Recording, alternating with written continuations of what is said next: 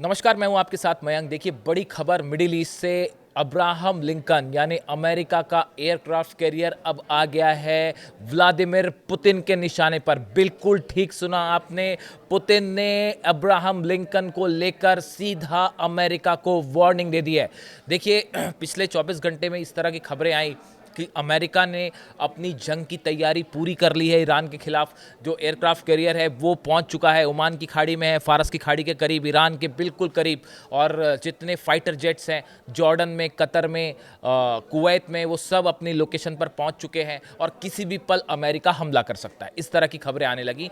इसी बीच पुतिन की तरफ से एक बयान आया, रूस के विदेश मंत्री की तरफ से बयान आया और उन्होंने पुतिन का संदेश अमेरिका तक पहुंचा दिया। और वो क्या है संदेश, क्या बड़ी बातें कही पुतिन ने। देखिए, पहली बात तो यह बताई गई कि अब्राहम लिंकन के पहुंचने से पुतिन सख्त नाराज हैं, बेहद नाराज हैं। और उन्होंने डोनाल्ड ट्रंप तक ये बात साफ साफ पहुंचा दी है कि देखिए, अगर आप हमला करते हैं, पहला जो संदेश उनका कि आप ईरान को अकेला मत समझिए। भले आपने ईरान को घेर लिया हो, आपने एयरक्राफ्ट कैरियर भेज दिया, तमाम F-35 जेट्स पहुंच चुके हैं, सबमरीन पहुंच चुकी हैं, शिप्स पहुंच चुके हैं, लेकिन ईरान को अकेला समझने की गलती मत कीजिएगा। रूस मजबूती के साथ ईरान के साथ खड़ा है। यह पहला संदेश पुतिन ने दिया है डोनाल्ड ट्रंप को, और सीधा संदेश दिया। दूसरा बड़ा संदेश जो उन्होंने दिया है, उनकी तरफ से ये कहा गया, जो विदेश मंत्रालय के प्रवक्ता हैं दिमित्री पेस्कोव, इनकी तरफ से ये बात कही गई कि मिडिल ईस्ट में आज जो हालात हैं उसके लिए अमेरिका जिम्मेदार है। जो स्थिति आज बनी हुई है मिडिल ईस्ट में, जंगी हालात हैं, इसके लिए अमेरिका जिम्मेदार है। उसके अलावा जो तीसरी बात कही गई और सबसे इंपॉर्टेंट बात, कि अगर आपने हमला किया ईरान पर, अमेरिका ने अगर हमला किया, तो नतीजा होगा अनस्टॉपेबल एस्केलेशन, यानी हालात इतने बिगड़ जाएंगे कि जंग रोकना मुश्किल हो जाएगा। इस अनस्टॉपेबल एस्केलेशन का क्या मतलब है? मतलब यह है कि इतनी ज्यादा जंग बढ़ जाएगी कि वो फिर कंट्रोल नहीं हो पाएगी। इसका मतलब यही है कि अगर आपने ईरान पर हमला किया तो रूस इस बार ईरान की मदद के लिए जंग में कूद पड़ेगा। ये संदेश जो है, इस तरह का संदेश पुतिन की तरफ से दे दिया गया है अमेरिका को, डोनाल्ड ट्रंप को। देखिए, कल शाम के जो करीब 5-6 घंटे थे, उसमें अचानक इस तरह से खबरें चल पड़ी कि बस अब स्ट्राइक हुई, तब स्ट्राइक हुई, ईरान पर अब हमला हुआ, तब हमला हुआ। इसी बीच आप टाइमिंग देखिए, इसी बीच पुतिन का संदेश आ गया और उन्होंने कहा, एक बार सोच लीजिए हमला करने के पहले कि आप शुरुआत तो कर देंगे, लेकिन उसके बाद जो मिडिल ईस्ट में आग लगेगी आप उसको बुझा नहीं पाएंगे। अगर आप सोचते हैं कि सिर्फ पिछली बार की तरह ईरान पर हमला करेंगे और आपके फ्लाइट्स निकल जाएंगी वापस, फाइटर जेट्स, और जंग वहीं के वहीं खत्म हो जाएगी, तो ऐसा नहीं है। एक लंबी जंग छिड़ेगी और हालात इतने बिगड़ जाएंगे कि पूरा मिडिल ईस्ट जलने लगेगा। ये संदेश पुतिन की तरफ से दिया गया। देखिए, पिछले कुछ दिनों में जो डेवलपमेंट्स हुए, ये क्यों कहा जा रहा है बार बार कि रूस इस बार जो है वो ईरान की पूरी मदद करेगा, और अमेरिका भी इस बात को जानता है। जिस तरह से ईरान ने आईसीबीएम टेस्ट किया, और आईसीबीएम टेस्ट करने के लिए पुतिन ने अपना एयर स्पेस दिया, रूस का एयर स्पेस दिया, और उसको क्रॉस करते हुए 7,000 किलोमीटर का ट्रेवल करते हुए डिस्टेंस आईसीबीएम जो है वो साइबेरिया में जाकर गिरी। कौन सा आपने ऐसा पहला एग्जाम्पल देखा है जिसमें बताइए कि कोई एक देश एक दूसरे देश के मिसाइल को, वो भी ये कह रहा है कि पहला मिसाइल टेस्ट है। इस पर मैं अलग से वीडियो करूंगा। एक जो है, कौन सा देश किसी दूसरे देश की मिसाइल को टेस्ट करने के लिए अपनी टेरिटरी, अपना एयर स्पेस देगा? पूरे कॉन्फिडेंस के साथ रूस ने ये एयर स्पेस दिया। बताया जाता है कि ये पहला संदेश था जो पुतिन ने डोनाल्ड ट्रंप को सीधा सीधा दिया, और वो भी आईसीबीएम टेस्ट में ईरान की मदद करके, ईरान के टेस्ट में मदद करके। ये संदेश था साफ कि इस बार मिसाइल की रेंज में वॉशिंगटन और न्यूयॉर्क भी होंगे। ये मत समझिए कि आप ईरान पर हमला करेंगे और ईरान जो है वो, आप उसको वो वाला ईरान मत समझिए कि 2000 और 2500 की रेंज वाला ईरान है। ये नया ईरान है जिसकी स्ट्राइकिंग रेंज 10,000 किलोमीटर से ज्यादा है, और वो अमेरिका की मेनलैंड तक हमला कर सकता है। ये संदेश था जो रूस की तरफ से और ईरान की तरफ से अमेरिका को दिया गया। ये पहला मौका था जब बिना एक शब्द कहे पुतिन ने ये बात जता दी थी साफ साफ कि हम ईरान के साथ खड़े हैं, ये आईसीबीएम टेस्ट के दौरान।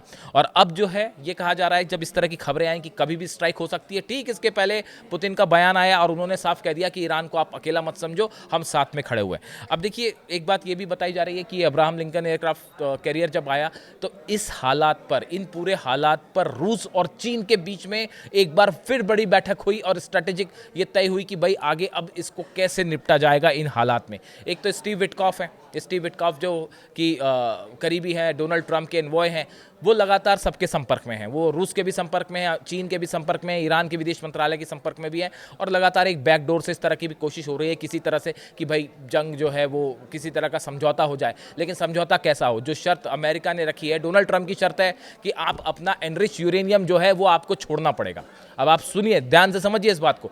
डोनाल्ड ट्रंप ने पहले कहा था कि हमने ईरान के तीनों परमाणु ठिकाने जो है वो तबाह कर दिए, ऑब्लिटरेटेड वर्ड का इस्तेमाल किया था, पूरी तरह से तहस नहस कर दिया है। और अब कह रहे हैं कि जो एनरिच यूरेनियम है वो आपको छोड़ना पड़ेगा। यानी कि आप पहले या तो गलत बोल रहे थे या अब गलत शर्त रख रहे हैं। जब एनरिच यूरेनियम ईरान के पास है तो फिर पिछली बार तबाह क्या किया था? कुछ नहीं तबाह किया था, वो सबका सब गायब हो गया था वहां से।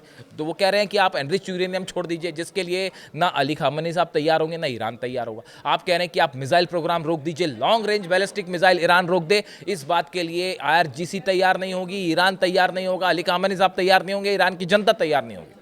ऐसी सूरत में आप कह रहे हैं कि आप किसी तरह का यूरेनियम एनरिचमेंट ही मत करिए, पूरा जंग इसी के लिए छिड़ी हुई है, और ईरान कह रहा है हम संप्रभु देश है, हम क्यों छोड़ दें एनरिचमेंट। तो ये 3-4 जो शर्तें रखी है अमेरिका ने, जिसको लेके स्टीव विटकॉफ कोशिश कर रहे हैं, लेकिन ये कतई मंजूर नहीं है, किसी को मंजूर नहीं है, ना ईरान को मंजूर, ना रूस को मंजूर, ना चीन को मंजूर।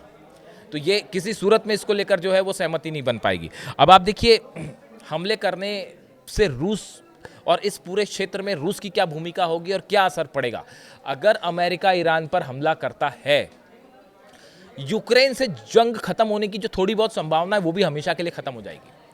जो यूरोप और रूस के बीच में एक प्रकार से जो जंग छिड़ी हुई है यूक्रेन और रूस के बीच में, और लगातार कोशिश कर रहे हैं डोनाल्ड ट्रंप की किसी तरह से ये समझौता हो जाए। अगर ईरान पर हमला किया तो इसका मतलब है वो यूक्रेन के साथ सीज फायर की जो थोड़ी बहुत संभावना है वो भी हमेशा के लिए खत्म हो जाएगी। बात नंबर 1।